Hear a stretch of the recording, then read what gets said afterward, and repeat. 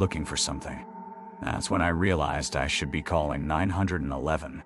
I was reaching for my phone when I heard something that made my blood actually feel cold.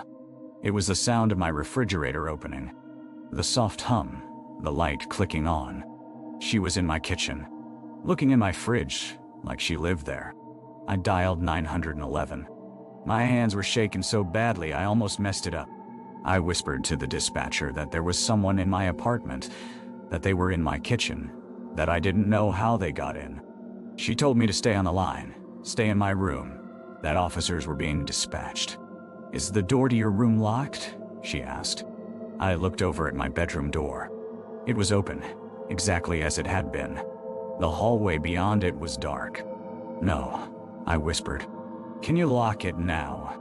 I moved quickly and quietly, locked the door and got back into bed. I pulled the covers up like that would do anything. The dispatcher stayed with me. I could hear the footsteps continuing through my apartment. The woman opened my pantry. I heard cans moving. She was going through my things. The sirens came about 6 minutes later. I heard them outside, getting closer, and the footsteps in my apartment stopped. Everything went quiet except for the dispatcher asking if I was still there, if I was okay. The police arrived maybe 2 minutes after that. I heard them enter the apartment, heard them calling out, checking rooms. I heard them go through the living room, the kitchen, my office. Then there was silence for a while. I was still on the phone with the dispatcher. "They're going to check your bedroom now," she said. One of the officers knocked on my door and called out that it was police. I unlocked it and stepped back. 2 officers came in, both with their hands on their belts. They looked confused.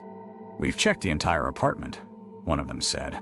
"Every room, every closet under the bed, everywhere. There's no one here."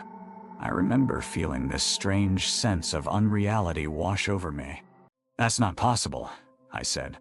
"I heard her. She was in my kitchen. She was going through my refrigerator." They exchanged a look I recognized immediately. The look that said they thought I was crazy. But they were professionals about it. They asked me to walk them through the apartment, to show them where I'd heard her. We went to the kitchen together. My fridge was closed. Everything was normal. Nothing appeared out of place.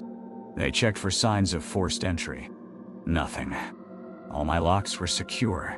They suggested maybe I'd been dreaming. That sometimes people wake up disoriented, and it can feel very real. I wanted to argue with them, but I knew how it sounded. I was alone in my apartment.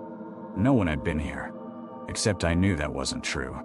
I could still see her face in my mind, the way she'd been watching me. After they left, I didn't sleep. I sat in my living room with every light on until sunrise. The next day, I had my locks changed, even though I couldn't explain to the locksmith why exactly I needed them changed. I got a security system installed. I bought a door wedge for my bedroom. For weeks after that, I slept with my door locked and a hammer under my pillow. I never saw her again. But sometimes, in that space between waking and sleeping, I feel that same presence in my doorway, that sensation of being watched. And I always make sure to turn and look, to catch her in the act before she can walk away. I've never seen her return, but I don't think she's gone either.